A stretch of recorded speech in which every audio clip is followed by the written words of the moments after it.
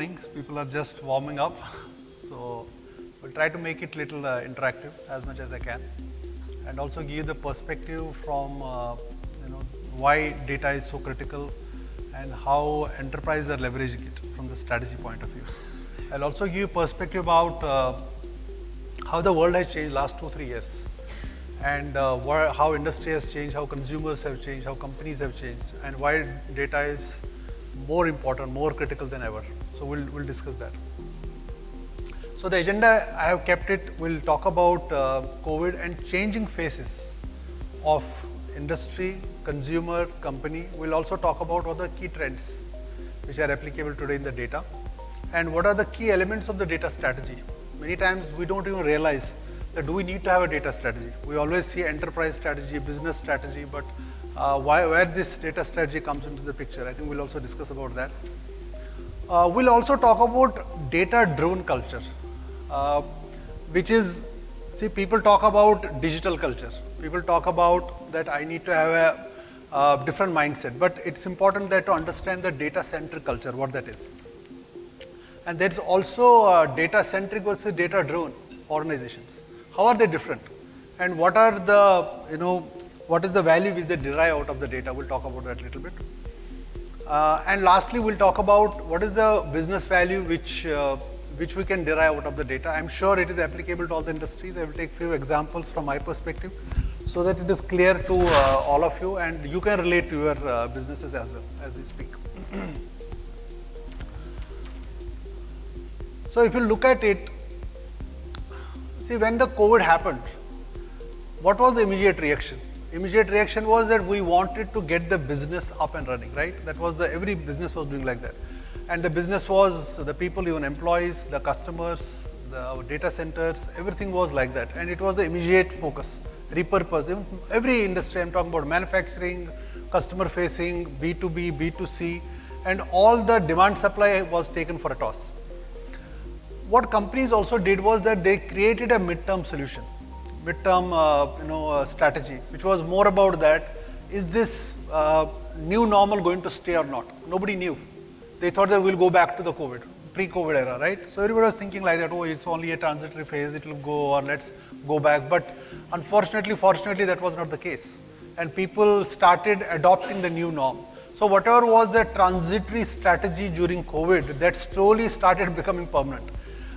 Because people can today work anywhere, customers can be anywhere, channels can be anywhere, and also a lot of services have moved from offline to online, right? And then what companies realized that, oh, 2020 has come, 21 has come, it is going to stay. So we started building the long-term strategy also as part of it. So it was always there, but we said that we need to, if I have to deliver the digital transformations which are long-term, then how do we address the challenges which COVID has created from the infrastructure point of view? For example, are we scalable? Are we flexible? Are we resilient? But also, are we able to serve the customers where the customers are? So for that, everything was virtual, literally. So you have data which is coming all across, you have multiple channels all across.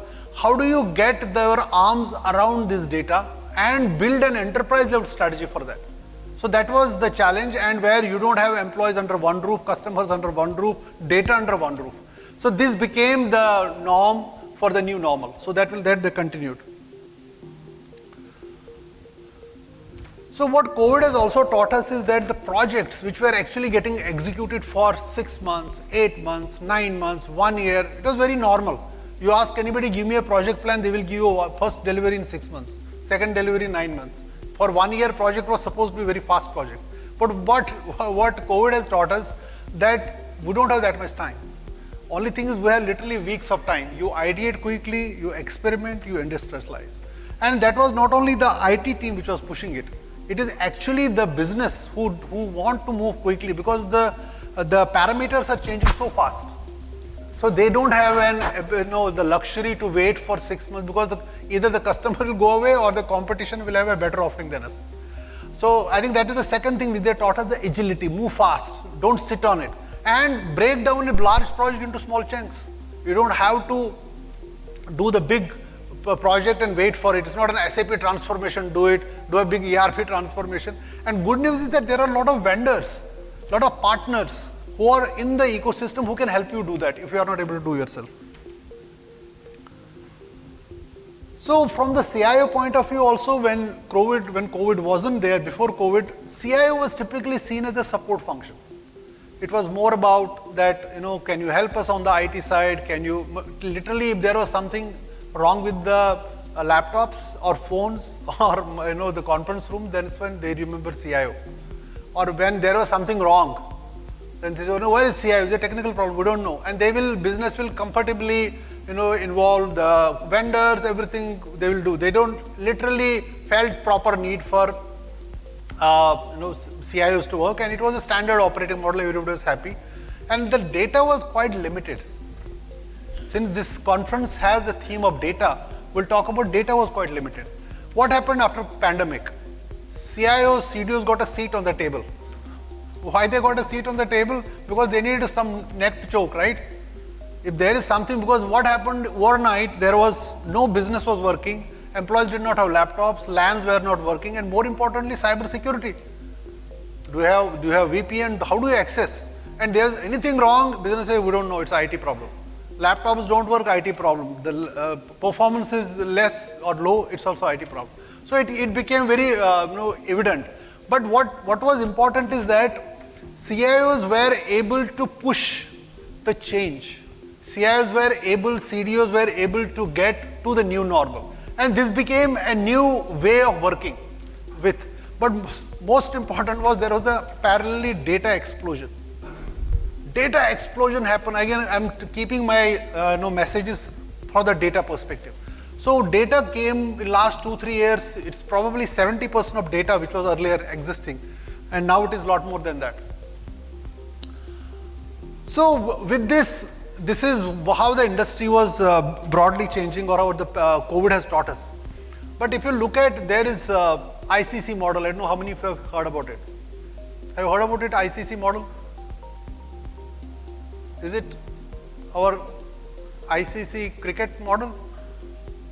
I put the picture from cricket only.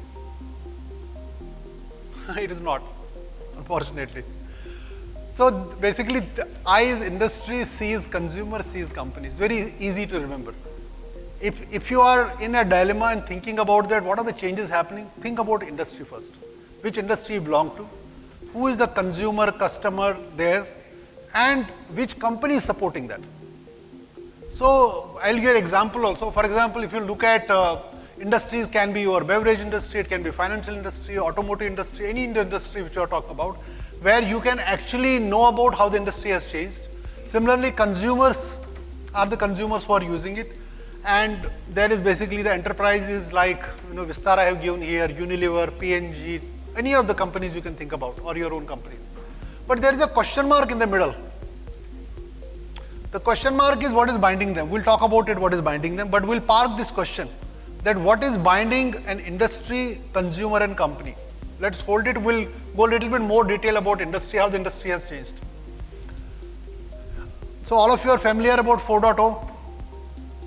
Industry 4.0, all are familiar? When the cloud came, automation came, right? Everywhere it was there. But do you think that it has stopped at 4.0? Industry? It has not. It has not stopped at 4.0. It has gone to the new, areas like immersive technologies like metaverse.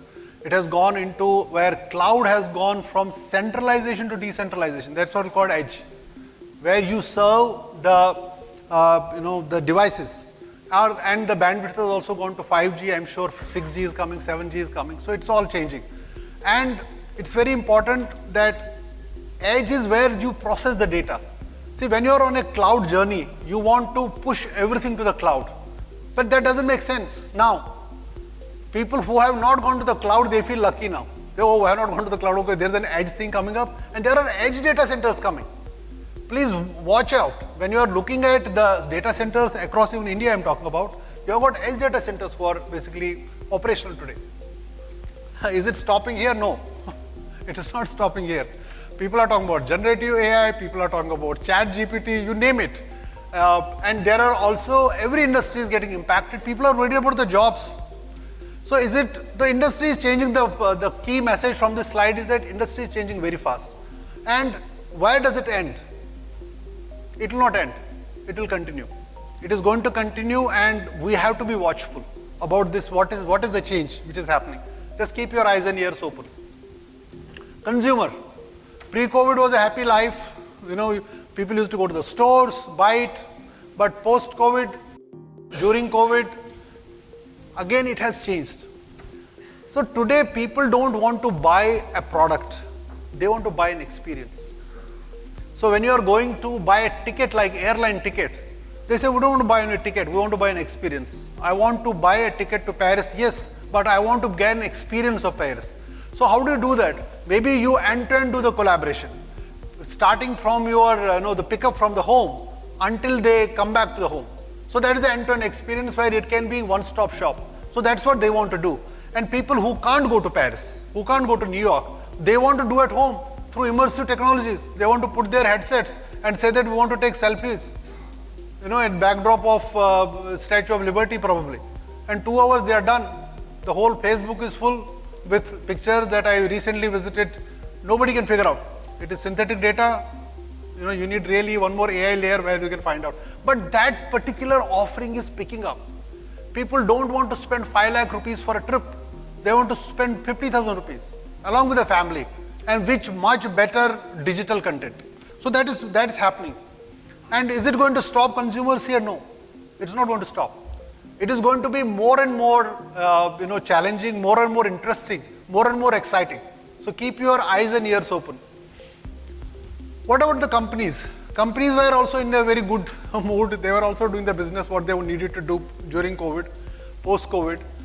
But there's a change. There's a change that some of the products and services we have to stop because they don't make any sense in the new operating model. And some of the products we need to start new. If you look at the whole competitive strategy from the new products and services have changed. And this is true again for every company. I have made it little generic. Because the industry is changing, consumer is changing, companies have to change. They don't have a choice. And they have to use a lot of AI data-driven insights. And this is again relevant for our conference here, why I'm talking about it. So we'll talk about this also. And does it end here? Will companies stop innovating? Will their companies stop understanding? No, they'll not. So if you look at this model again, what is this important glue? Can you guess now? What is that which is binding the 3 components of ICC? This is exactly where you are. It is the confluence. It is the confluence of data. If you understand the data, if you are able to infer the inferences, you can run the business. You can run, far, far ahead to the competition. So keep this in mind when you are doing the data stuff. Why it is important? It is not that I am good at, I know my consumers, I am good at, but there is a lot of overlap. There is a lot of interfaces. There is a lot of commonalities. There is a lot of inputs you can get for a strategy. So let's understand our trends. Now we understand that data is critical, right? That is the backdrop. Let's understand what the trends are. People are saying data sharing is essential. That's the trend. But what does it mean? Data is a product. Have you ever thought about it? Data is a product. People feel always that physically there is a product, but data is as a product. That means a product you can actually use as an asset for the company. People are saying that trend is business value optimization. That means you want to derive value from data. So your data and analytics have to be mapped with what? Business priorities. You may have tons of data with you, but if you are not able to link with your priorities, it doesn't make any sense. For example, my customer, I know that my customer is more interested to know about new routes. My customer is more interested to have a better service. So my data and insights have to link with those priorities. I cannot have a data which has no meaning to my priorities. That is the trend. People feel that artificial intelligence, there's a second, the other side of AI is that it is highly risky, unethical. Yes, you need to make sure that you are ethical, because you are in a regulated industry. The trust doesn't get broken. And again, it's true for most of the industries, whether it's BFSI, whether it is airlines like us, while you embrace AI as part of your strategy, but make sure that you don't break your regulatory stuff, you don't break your consumer stuff, GDPR, all the compliances which are there. So this is the other trend, observability. You need to monitor from the data perspective your behavior. Because it's not about, see all these ransomware attacks, malware attacks, do you think once they enter your system, they do that, they attack on the day one? No. 3 months, 2 months, 6 months, your malware is sitting idle. What they are doing? they are observing your behavior. But you need to be sitting on top of it and understand what is going on. So that's why from data perspective, your observation about the data is very critical. And the question is whether human connection will remain or not. Answer is yes. See, people talk about generative AI a lot. But today, generative AI cannot replace your customer experience. It cannot replace your brand. Because they may give a different answer different times. If today a customer is asking about my bot, which is based on generative AI, they are not yet matured. I'm not saying that it's not going to go well in the future, but today they are not matured. So you need still an intervention from the human's perspective so that your brand doesn't take a hit. So let's understand what are the key strategies of the data strategy, elements of the data strategy. See, when you are in the board, what happens? They will give you a business strategy. Suppose I have a business strategy, I need to grow, I need to get into the new areas, whether it is a growth is on the revenue side, I need to improve on the margins, I need to get into new routes, whatever that is. So business strategy will be there. But from the data perspective, you always need to know where my enterprise is. See, you cannot have a data strategy if you don't know that how mature my enterprise is. And there are a lot of companies who do the assessment, or you can do in-house also. If there is a maturity level of 5, who have basically completely digitized, the data is available, you can do a lot of, so that you can take your call. And then once you are okay, then you can marry the two. You can have where you are, you can actually tie up with the business strategy, and you can create your roadmap. So if you look at it, business strategy will give you priorities, value expected. This data maturity will give you data architecture. It will give you the governance. It will take you the change which is going to happen. And roadmap will actually tie up the dots. So we have been always telling that your data should be linked with the strategy. Data strategy, data architecture has to be in line with that. You can't have a data strategy which is not aligned with a business strategy where you don't know where you are and you create your roadmap. Please make sure these things are tied together. If somebody is asking you that, can you create a data strategy? Please ask that question. Can I have the copy of my strategy, what my company wants? Do I know where do I stand? That will help you to create that roadmap beautifully. See, people are saying, how do you create a data-driven culture? Earlier, as I said, that it is a subset of the digital culture. But data-driven culture is a very important aspect since this conference is completely focused on data. So, a lot of companies don't know the value of data. See, we said the trend is that data is an asset. You can only conclude that way if you know that there is a value for the data. What is the value of the data? And example is that if my top 10% of the customers who are actually using the, in airlines case, business class in this section, it is a value for me. So it can tell me that business value of data. That means I can start probably a new route where all these people who are actually able to spend more, they can actually take that advantage. So I know the value of the data. Similarly, there may be a supply chain related. There may be order fulfillment, which can happen beautifully now. Earlier it was not there. So what is data telling you? And maybe you can classify data based on gold, silver and bronze. This data is gold. People say data is a new oil. I said data is a new blood. Without blood, body can't function. It is oil is fine, but without blood, you can't function. This is the only thing which is connecting you. And you need to communicate the business value of data. See, many times technologists know they make a big mistake. They don't know how to connect the dots. They do not know that when the data is sitting in the enterprise, what is the value of this data? It is priceless. But that only you will know that when you connect with the business. So business value of data is very important. So I really suggest everyone, when you are looking at the data inferences, don't look it only from the technology point of view. Look it from the business point of view, what does it say? And also the cultural change. Why when say data-driven culture, people are not used to it. See, when you are trying to make a change in the organization, people will say, boss, everything is working fine. Why do you want to now put a lens of data? It's a lot of change at the ground level.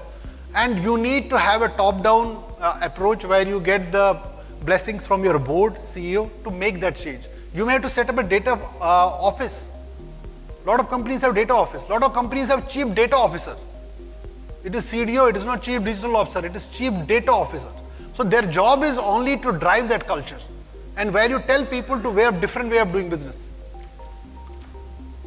And you need to, as I said, that ethical implications of data. You cannot violate any of your, regulatory compliance, GDR, personal, PI data, whatever you call it. Please make sure you don't do that. It may do more harm to you than good. So this is what was that we need to create a data-centric culture. And now the question is that there is one more term called data-driven. I want to make sure that you understand what the difference is. See, when the data is there, and all the decisions you make around data is sitting in an organization. So what happens? Your CEO will ask you, can you give me the sales data? So the sales data is sitting here. Oh, you say what? We did well, the decisions are taken. Can you give me the customer data? Can you give me the product data? This is what a data-centric organization works. So where focus is on the data, you collect, analyze and gain insights from the data, understand how the business is operating based on the insights, and then data a valuable asset for the competitive advantage. Can now anyone guess what should be the data driven? If data-centric is this, we thought this is done. This should not be second part of the slide, no? Do you think it is needed? Prediction.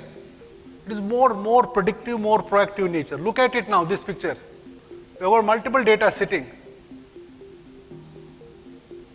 So it is not data is driving the decisions. Look at it. This picture is beautiful. Here you are using data to drive decisions. Here your data is driving your decisions. This keeps you in a very different league altogether, where it is more proactive. Already you said data can be made, it can make more informed decisions. It can actually change strategies based on data inferences. And there will be a lot of AML used here. So please understand this very, very subtle difference, but this is a big difference. Whether you are a data-centric organization or you are data-informed organization. Data-driven organization, that's what it is, the second one.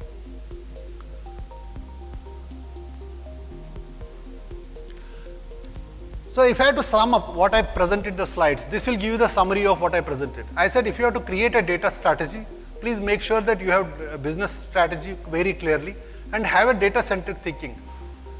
And data is an asset and you should use it for your decision making. Big data without data-centric thinking will not lead to any results.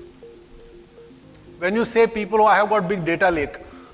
Data lake without data-centric thinking is just a data heap.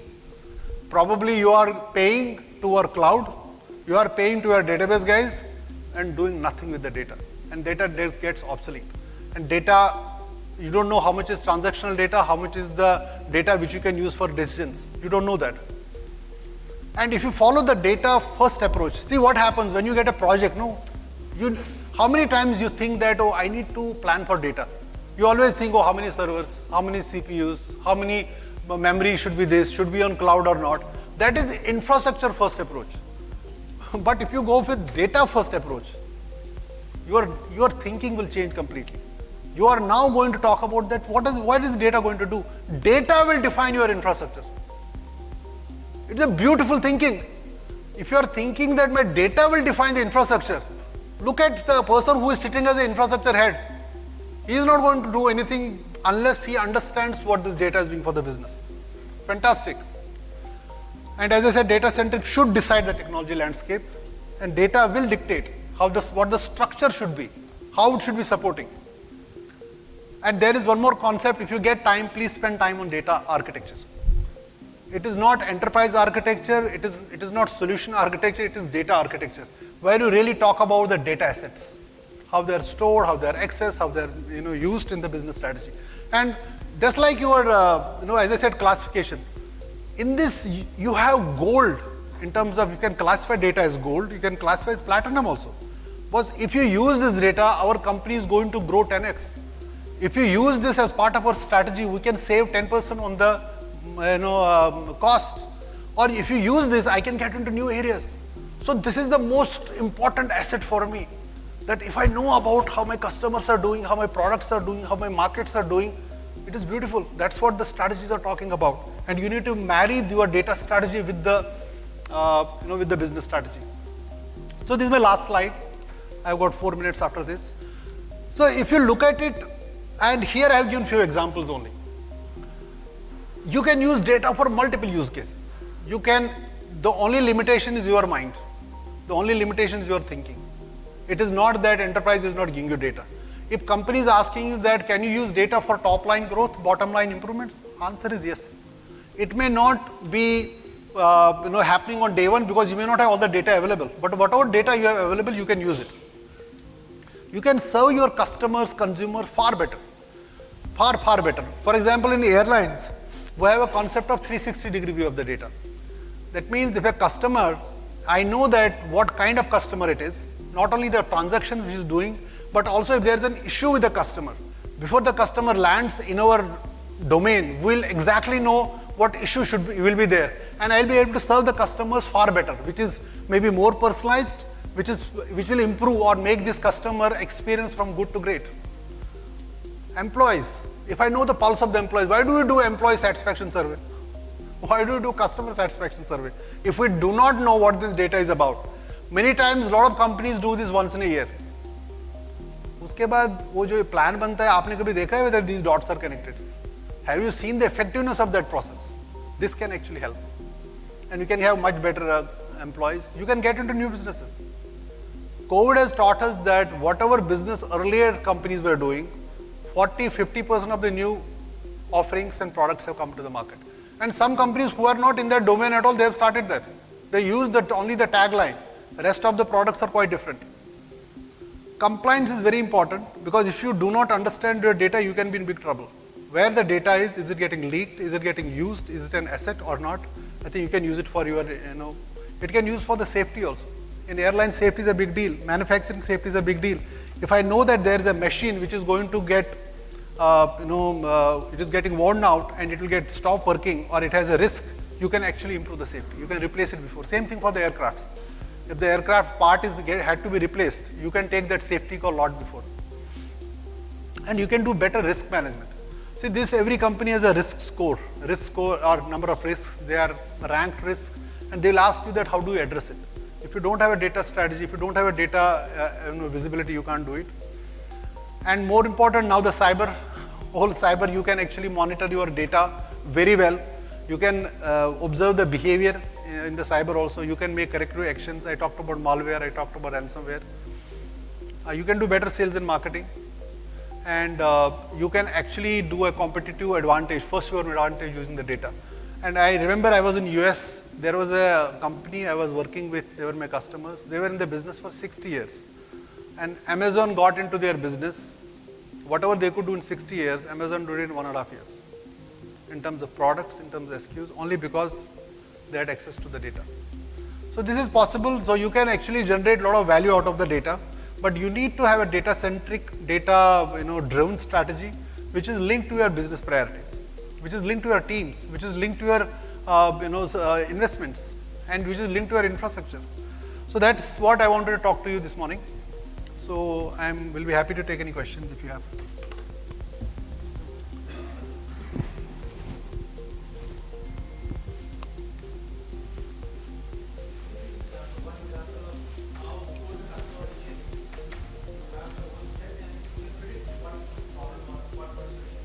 Oh, beautiful, I will tell you. See, as a customer, if you are flying and you bought the ticket, everything was good, and you are taking a flight from New Delhi to Mumbai, okay? But in Mumbai, what you realize is your bag has not come. What will happen? You'll pick up the phone. What's going on? My bag hasn't come. So, and by the time your call lands at the call center, we will know that you are calling most likely because you have a misplaced baggage. So the moment you call, so say Mr. Say Alex or anybody, whatever name is, I hope you are not calling for a missed bag. We got it. It is coming in next flight. So this is what the data can tell you, and this is how it is going to improve the customer experience. So before, now you look at it, if the conversation would have been, I'm calling from Mumbai airport, my bag hasn't come, and there's a which bag, can you give me the PNR, give me 100 things. So that will actually not help you. It is because you are agitated already, you are very worried. And if somebody is telling you on the other side that we know it is going to come in next flight and it will be delivered at your home, I think you are addressing the customer experience. That's the data, how the data can help you. Any other questions?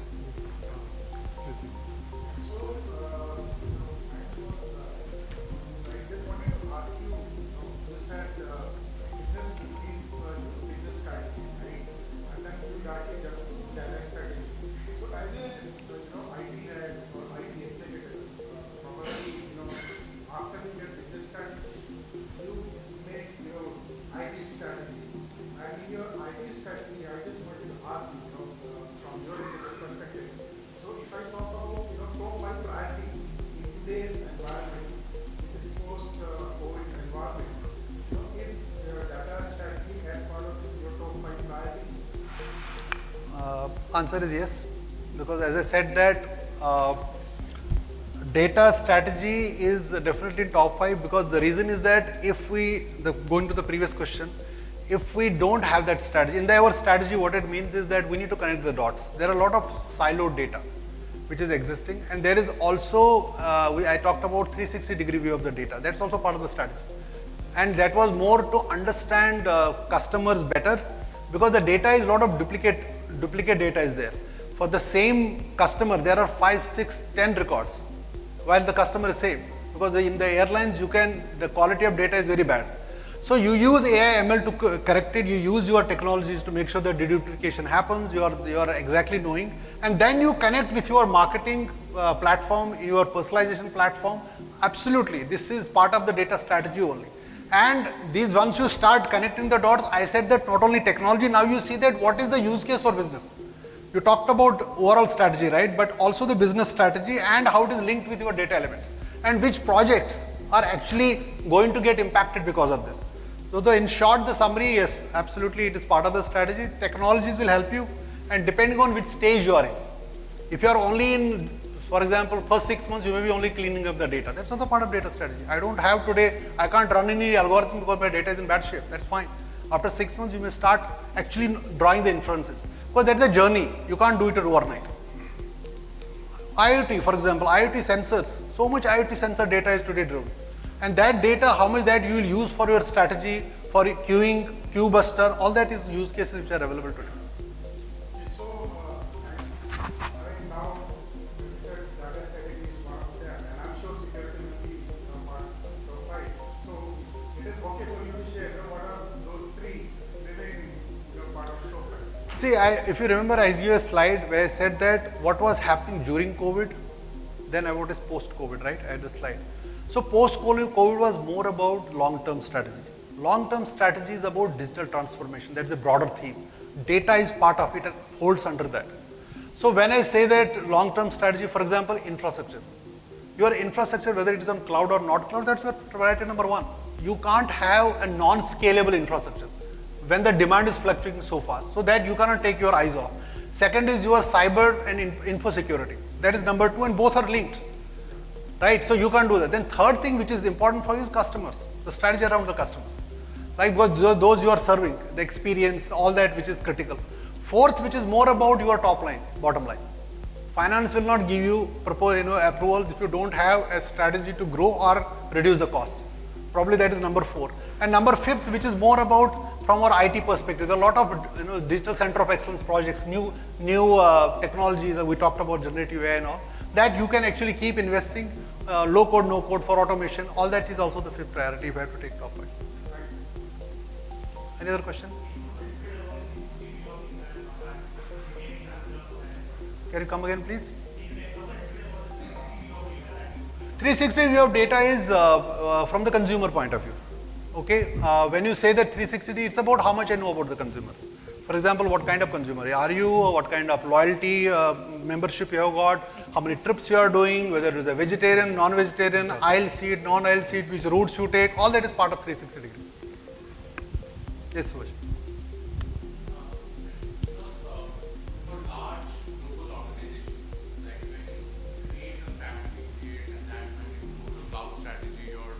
Whatever, right? So, and then technology changes after few years, right? And that investment commitment initially has been done. How do we adapt to that change? How do we convince business what to take, what not to take, and how do we deal with it? See, there is two aspects of this question. One is if you have done any legacy investment, which has happened 2-3 years back, you have put a lot of money in that infrastructure, and you are stuck with that because the technology has changed, it doesn't make sense. So you will have to go back and build a plan which is going to be in line with your new technologies, more important than new business use cases. And you may have to shell out that and close those contracts possible, because if you don't see, there has to be a proper evaluation done whether this is going to make sense for me. Because you might have, say, bought 50 servers, you might have bought 10 databases in-house, on-prem. You may have done that, but if that in-house data center doesn't make any sense, or you may have a cloud partner you have signed for 4 years. They, boss, I am going to give you, say, 50 million transactions a year. Please give me a good rate. They have given you a good rate. Now the business is not there. What are you going to do? You may have to go back and negotiate. So that, I would say, setback, you will have to, course correction you will have to do, but you have to align with the new trends. You have to align with the new changes and keep the guiding principles same. Flexibility, resilience. Don't see, none of our contracts today, we don't sign more than 1 year. We know that, and there should be a clause for termination for convenience, termination for business change. Because we don't want to get into that, because we also know that if there is a COVID 2.0, what are you going to do at that time? You can't do the same mistakes what had happened earlier. So your business has to be nimble. It has to be quick. I said that business agility as a service. Please have the projects which are 3 months, 6 months, 4 months, 2 weeks, 1 week. And good news is there are tons of companies available in the market who can do wonders with you. Wonders. At 1/10 of the price, at 1/10 of the timeline, and they are hungry. They can make the difference. So the market is good that way. Thanks. Okay. Can you raise the hand? Where is the person? Yes.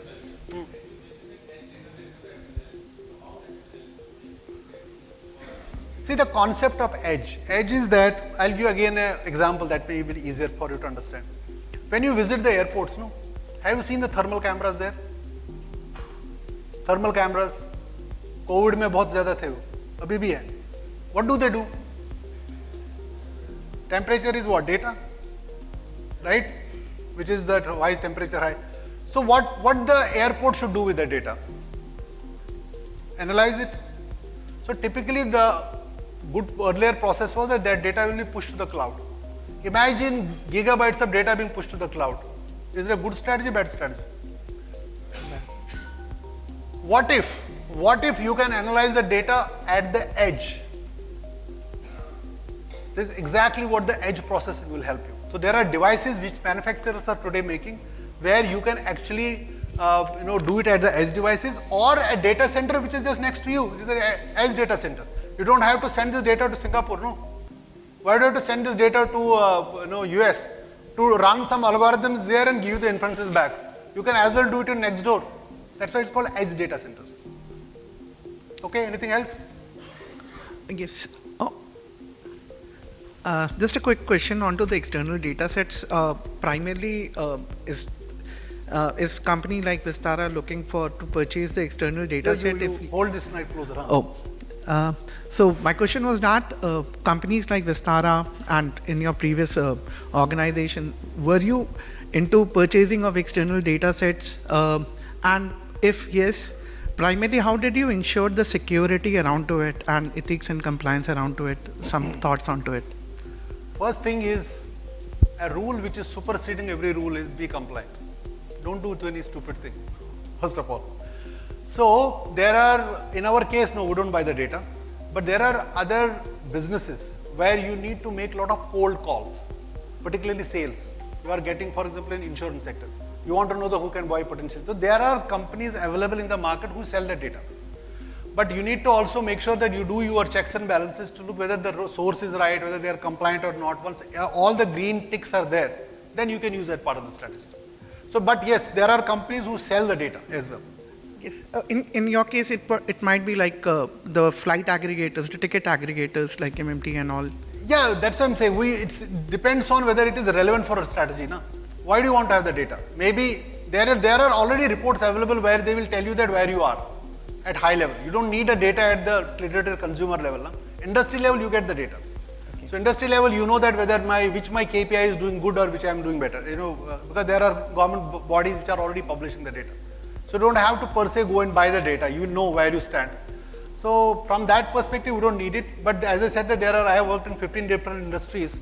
There are companies who can't survive without that. Any other question? Yeah. Yes, sir. Actually, the one point I have found, the decentralized of cloud. Decentralized of cloud, actually I have read a few magazines also, that few companies coming back to the local database. So what about your thoughts for this? It's a very good question, and it is a very big debate going on. Whether we should go to cloud, or we should do decentralization, or we should be on-prem, or we should be public cloud. The answer is there is no straightforward answer, because it depends on your industry. If, for example, BFSI is a classic example where they have not moved everything to the public cloud at all. And there are a lot of companies who had moved to public cloud, they had to come back to the on-prem because public cloud was very expensive for them. They couldn't manage that. So they have come back, that's also true. But having said this, if you are matured in managing your demand and the resource utilization, there is nothing wrong in exploring the public cloud if it is straightforward and you are compliant with your industry. Compliance is very important. So it is basically, there are mixed, I would say, case studies for both, but everybody is trying to optimize based on their industry. And you will see that there is hybrid as well as multi-cloud. Hybrid is where you have got on-prem as well as public cloud. Multi-cloud is that you may have multiple clouds. That is from the business de-risking perspective. So that is possible. So don't get carried away. Somebody saying that, oh, I want to move everything to cloud, or somebody says that I want to come everything to on-prem. You look at it, what it means for you, whether it is matching or satisfying your criteria. Thank you. Actually, as per my view, this is the need and the second part of the cost. Correct. That's what I said. Where we can actual the fit, so we can go the both. Correct. Thank you. Thank you. Okay. Thanks a lot and have a great day during the conference. Thank you very much.